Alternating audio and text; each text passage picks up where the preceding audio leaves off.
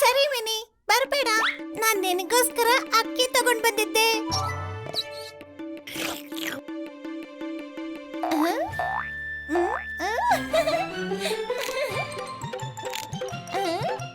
ಚಂಪಾ, ಬಚ್ಚಿಟ್ಕೊ mini. ಓ ಚಂಪಾ, ಚಂಪಾ, ಮುಗಿತಾ ತಿನ್ಸಿದ್ದು?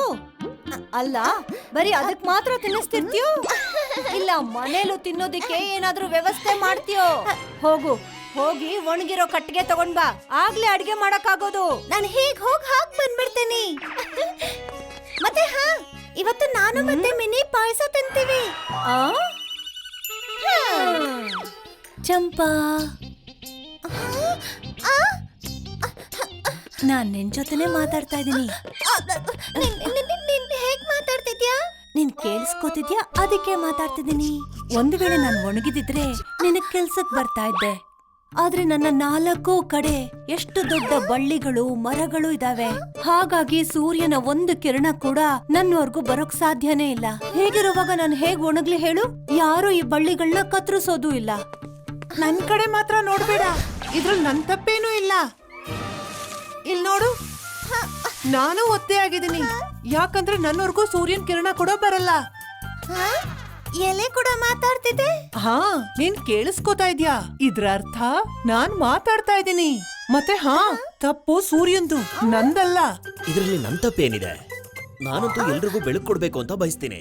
ಆದ್ರೆ ಈ ಕಪ್ಪು ಮೋಡ ನನಗೆ ಪದೇ ಪದೇ ಅಡ್ಡ ಬರುತ್ತೆ. ನಂದು ತಪ್ಪು ಅಂತ ಹೇಳ್ಬೇಡ. ಚಂಪಾ ಆ ಇಲಿಗೋಸ್ಕರ ಅಕ್ಕಿ ಕೊಟ್ಟು ಕಳ್ಸೋದಿಕ್ಕೆ ಶುರು ಮಾಡ್ಕೊಂಡ್ಲು. ಅದಾದ್ಮೇಲೆ ಎಲ್ಲಾನು ಸರಿ ಹೋಯ್ತು. ಇಲಿ ಇಲ್ಲ ಅಂತ ಅಲ್ಲಿಗೆ ಹಾವು ಬರೋದನ್ನ ನಿಲ್ಲಿಸ್ಬಿಡ್ತು. ಹಾವು ಹೋಗಿರೋದ್ರಿಂದ ಆನೆಗೂ ಕೂಡ ಖುಷಿ ಆಯ್ತು. ಮತ್ತೆ ಕೆರೆ ಮಾಲೀಕನಿಗೆ ಯಾವತ್ತೂ ಕೂಡ ತೊಂದರೆ ಕೊಡಲ್ಲ ಅಂತ ಮಾತು ಕೊಟ್ಟ. ಚಂಪಾ ಈ ವಿಷಯನ ಗಿಣಿಗೆ ತಲುಪಿಸಿದ್ಲು. ಆಗ ಗಿಣಿ ತನ್ನ ಮನೆಗೆ ವಾಪಸ್ ಹೋಯ್ತು. ಗಿಣಿ ಹೋದ್ ಕೂಡ್ಲೆ ಮಹಾರಾಣಿ ತನ್ನ ಅರಮನೆ ಬಾಗಿಲನ್ನ ತೆಗೆದ್ಲು. ಅದರಿಂದ ಚೆನ್ನಾಗಿ ಗಾಳಿ ಬೀಸೋಕ್ ಶುರುವಾಯ್ತು. ಅದಾದ್ಮೇಲೆ ಗಿಣಿಗೆ ಆ ಕೆರೆ ಮಾಲೀಕ ಯಾವತ್ತೂ ತೊಂದರೆ ಕೊಟ್ಟಿಲ್ಲ.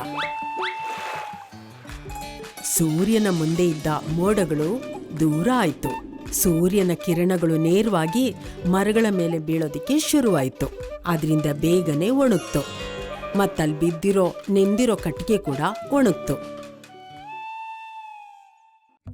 If you like this video, subscribe to our channel Murthy Media.